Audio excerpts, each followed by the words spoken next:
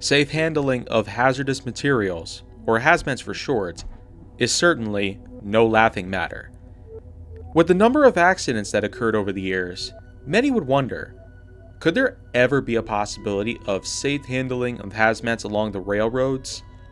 The answer is yes, but most people would rather overlook it in favor of certain business practices that practically violate every known federal and community guidelines one could ever possibly imagine.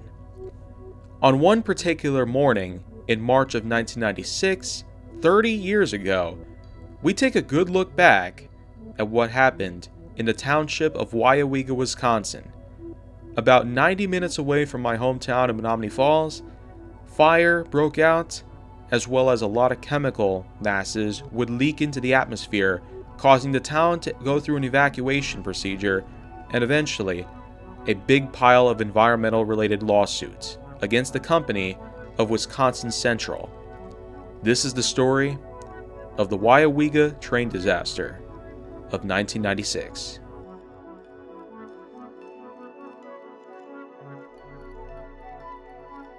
As always, we'll discuss a bit of history regarding the location as well as the railroads involved in terms of the events leading up to the accident.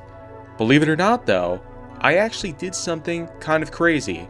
I actually made a trip over there myself, and as you'll see from the following footage, this is what I'd have to talk about.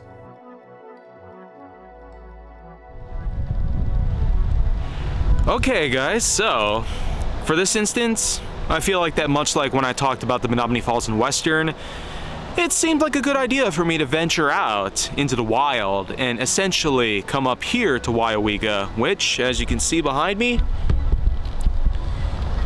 is pretty much where I'm at. So, before we talk a bit about the wreck, I feel like that showing up here means I now have to talk about a lot more about the town than I initially planned to do so. During my trip to Weyauwega, I had come across a number of notable landmarks. Most importantly, this colorful tower itself, representative of the town itself. It even features the year of 1856.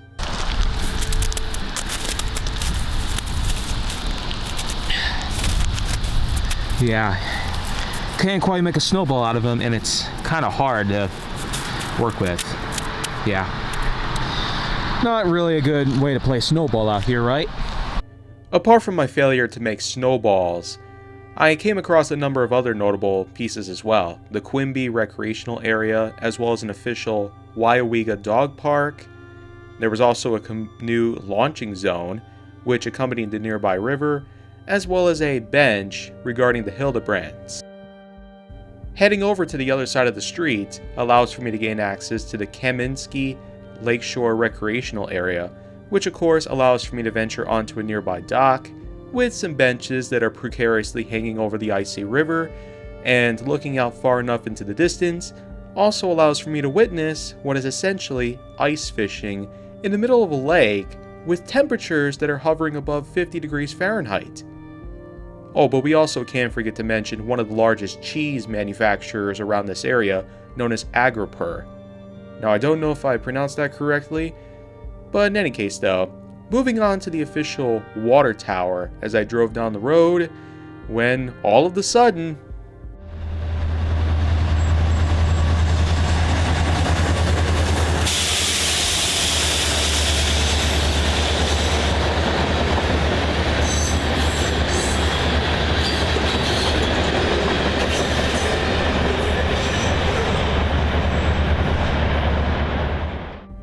yeah, you pretty much just saw that. It came pretty much out of nowhere here. But as I went further on down the road, I happened to come across another crossing with a set of tracks, uniquely built for the likes of Canadian National as it stands today. Of course, I had to venture onto the tracks themselves because I happened to notice that the sets of rail ties were laid in a way so that they somewhat represented what could have been a switch track, or were just simply laid there for the purpose of simply lying down as waste on the side of the tracks. Of course, looking further, there was actually wire sitting on the ballast for some reason, and even going further allowed for me to find out even bigger piles of old wood ties.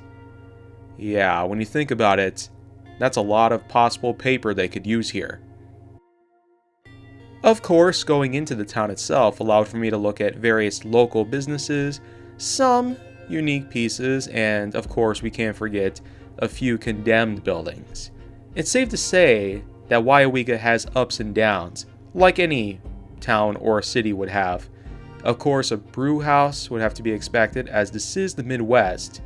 Parts of the Yellowstone and National Ice Age recreational trailer here, but we certainly can't forget the junction box for Canadian National milepost 213 along the Neenah subdivision.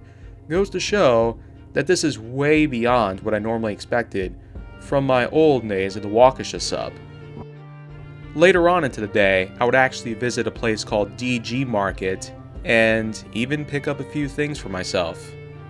Even going on down to the St. Evans Church nearby, in which that was pretty much all I was able to do in the somewhat short time I had, considering how long it took for me to go to and from the town itself.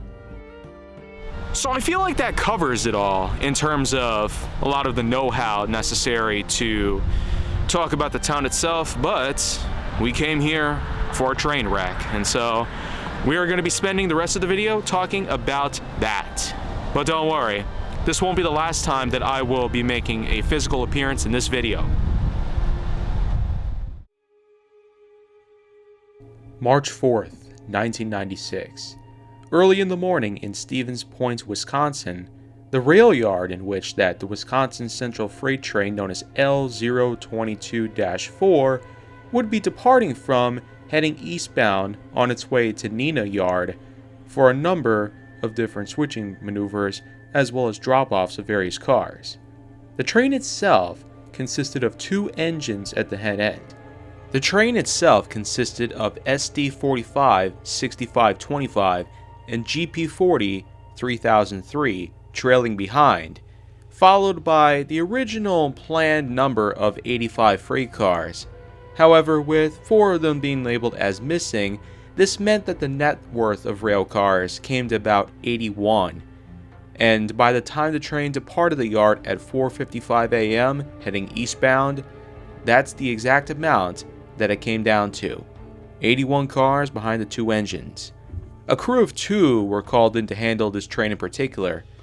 The crew of L022-4 consisted of engineer Doug Winkleman and conductor Greg Vertain. Their ages, however, are unknown. With a total train length of 5,217 feet and a weight of around 7,922 tons, the initial journey through the dark, quiet visage of nature in that particular morning was initially uneventful. However, as the train made its way to the New London turnout, close to 5:40 a.m., there were various hotbox detectors along the way that would register the train consist having little to no defects. A total axle count of around 348 was also noted, as determined by an official hotbox detector report that was found in the aftermath of the disaster itself. Even though the trip was going relatively smoothly, what the crewmen did not see was something with the track itself. And as they were going through the crossing at around milepost 213.2, disaster struck.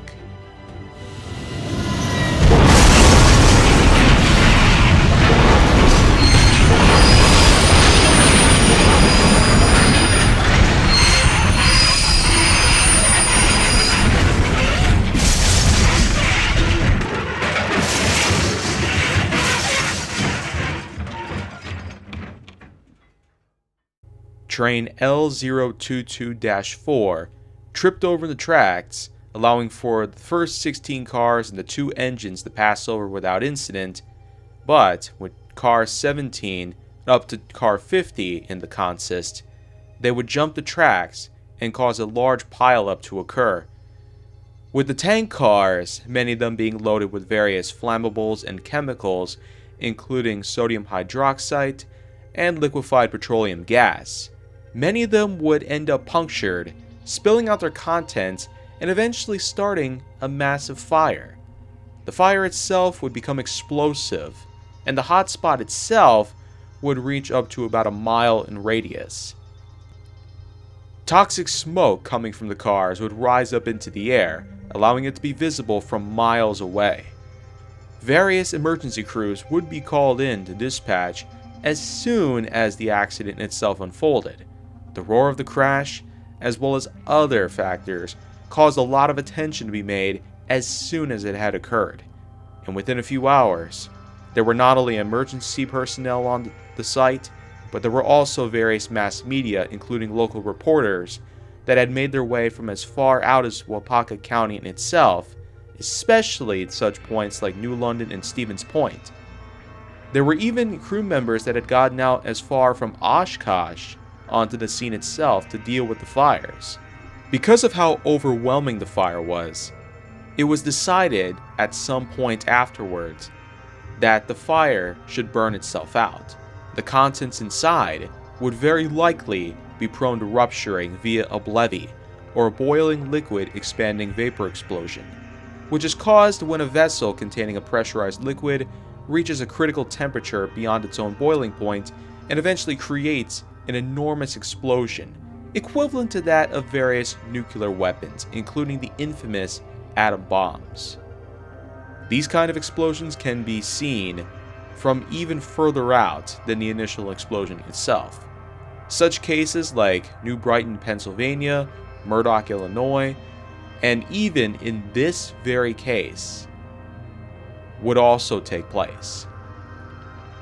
The town of Weyauwega was forced into an evacuation, as local officials, as well as on-site personnel, declared this to be a little too dangerous for any locals living close to the area, or even well beyond the 1 mile radius that the hotspot itself was determined to be. The cold spot was beyond 2 miles of a radius from the disaster site itself. Not to mention, because of how much of a blockage there was, with various cars piling up in the railroad crossings and other such zones, the fire was rather difficult to access. It was decided that the whole town would end up being put through a temporary evacuation order. As time passed, however, there became a problem. Pets and various homes in the town itself were left behind, mainly because of how quick and effortless the evacuation was put through. A number of families were worried about the status of their pets, especially considering the longevity of the evacuation order being put underway. And not only that, but the risks of levees, including ones that were about to occur, would end up causing potential injury or even death to their various dogs, cats, and etc. Eventually, the time would come for a pet rescue to be initiated. This eventually allowed for personnel to come in with flak jackets, armored carriers, and other tools at their disposal to help the families get to their homes safely, grab the animals, and run far away.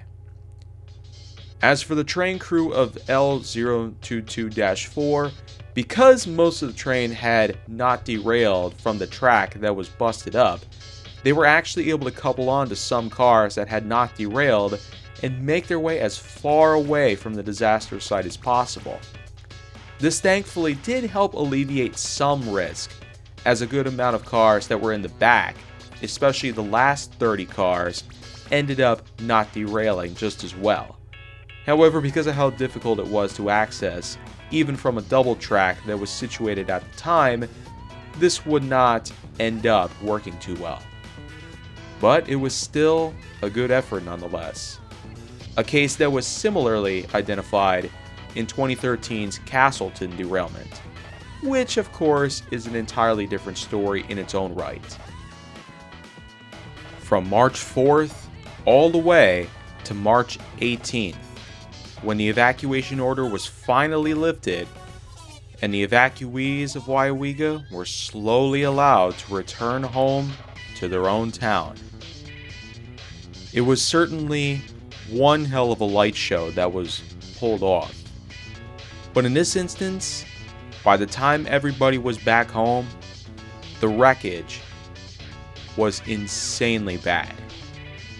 And there were lots of locals out there whom, apart from how annoyed they were from having to move out of their homes, were also scratching their heads, along with many other people around, including emergency personnel, wondering, how did this train possibly derail, causing such a massive catastrophe of this magnitude?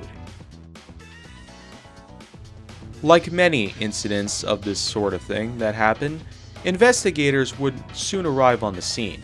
As many as 14 different departments and agencies were involved.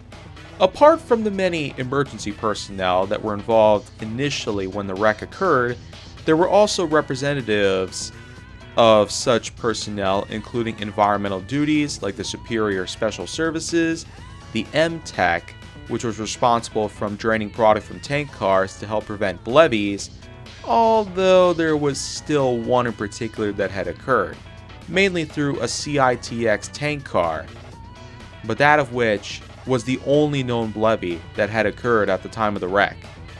There was also the Hutcher Special Services, which was able to re-rail and move damaged rolling stock, including all the derailed cars. There was also the DuPont Safer System, Risk Management, which was of course responsible for computer modeling of chemicals, air scan, chemical manufacturers, members of the FRA, members of the Party Status Assisted Investigation, the American Red Cross, Salvation Army, Gold Cross Ambulance Services, the National Fire Protection Association, and many others. This technically makes Weyauwega one of the largest in terms of emergency disaster response, especially when it comes to railroading, safe handling, and operations.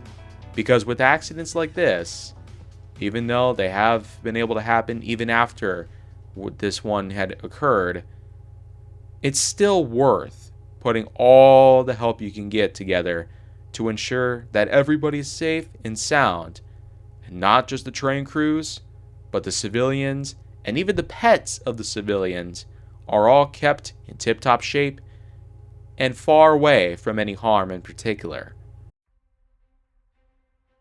Apart from the National Guard, whom were also involved, the FRA, as well as other investigators, would turn up to the scene after March 18th to look at the train and figure out what exactly had happened.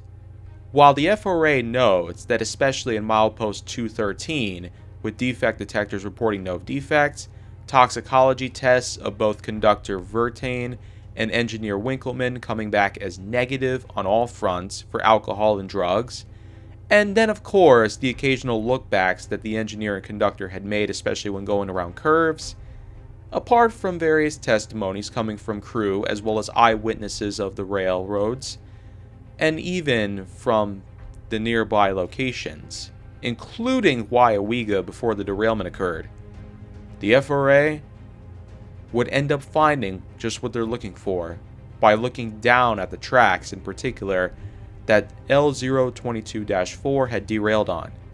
What they found was a fractured heel block, a series of plates and bolts that would hold the rail together. The heel block, unfortunately, had a bit of a breach in which that the rail was particularly chipped to a point in which that it was almost certainly impassable.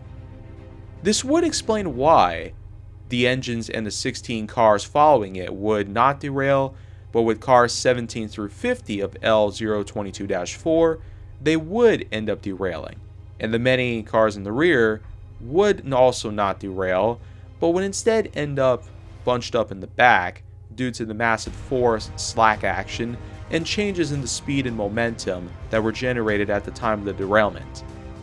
On top of all this, there were in fact a number of different inspections that had gone down, as well as some official FRA inspections that date back to October 6th of 1995, just 3 days before the infamous Palo Verde derailment, which in particular is also something we made a video out of as of last year. They determined that the fractured heel block was indeed the cause of the disaster itself. With that, plus all other known factors put into play, there eventually came a lot of legal trouble, particularly within Waupaca County itself.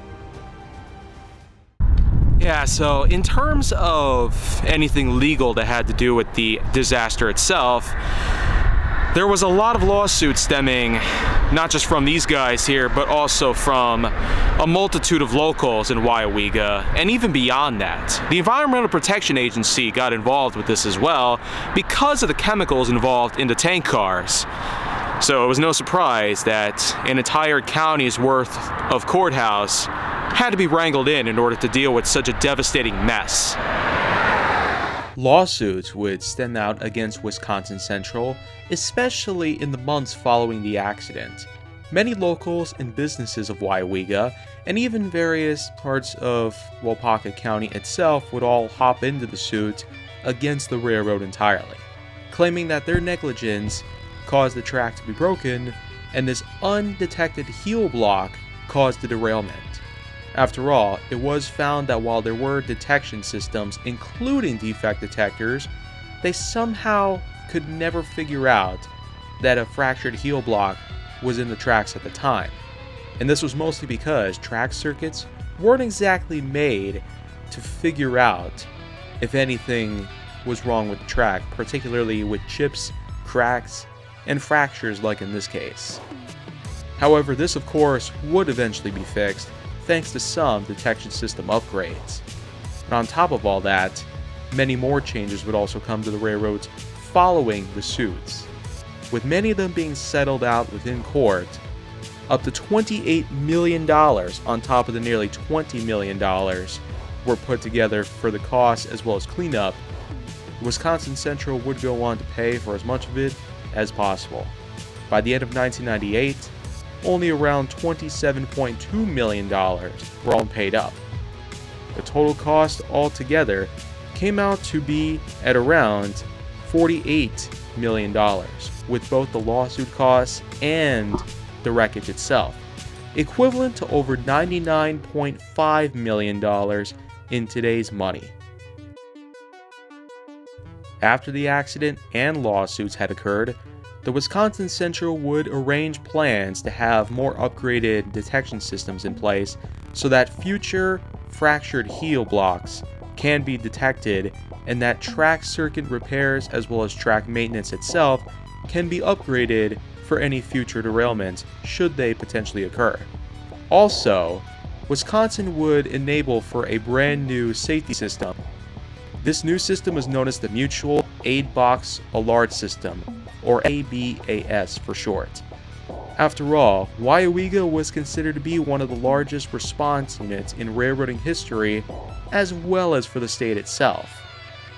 Starting from that point on, up until today, the MABAS system has worked effectively in quick and easy deployment of all forces should a disaster of this magnitude ever happen again. As for the two crewmen of L022-4, they were both able to return to work easily, and while not much can be said about them today, it's pretty clear that they could have returned to their work as engineer and conductor respectively. Both Conductor Vertain and Doug Winkleman have made themselves plenty of statements in response to the accidents, and while we don't hear much of them nowadays, it's probable that they could have transitioned to Canadian National following Wisconsin Central's acquisition and merger with the Canadian National in 2001, 5 years after Weyauwega. Both engines of L022-4 had been around since the disaster, since they both remained undamaged following the derailment.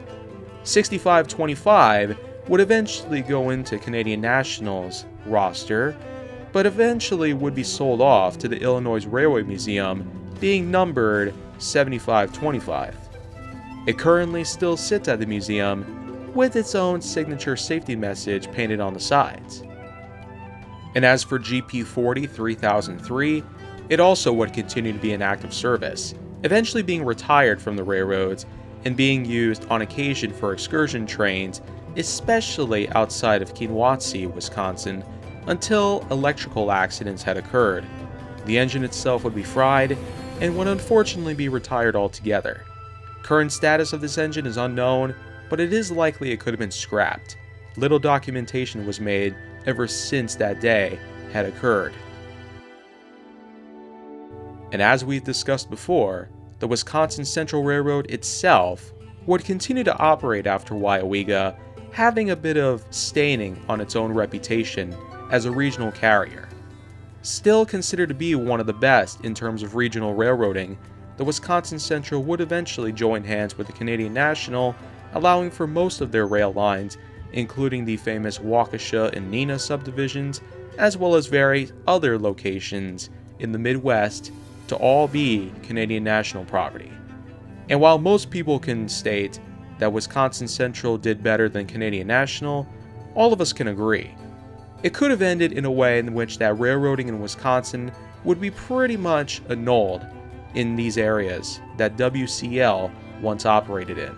Canadian National probably would have rejected the offer, or of course, had let the rails left to die. Either way you look at it, CN has done a lot of preservation to this old history while also upgrading a lot of older technology.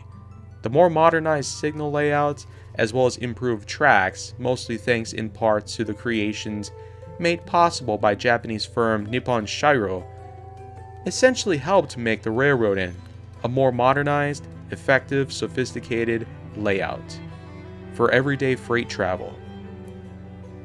These days, though, most of us can agree that the railroads themselves all should learn big valuable lessons here.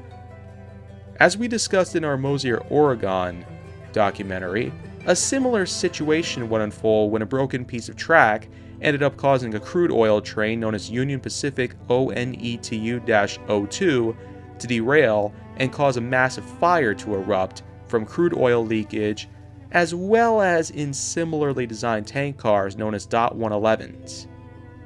As mentioned before, just as well, there were plans made by the FRA as well as the NTSB to allow for newer tank car models to be made, including the DOT 111As, which are seen as a step up from the original DOT 111s, as well as the more tougher and similarly futuristic DOT 117s.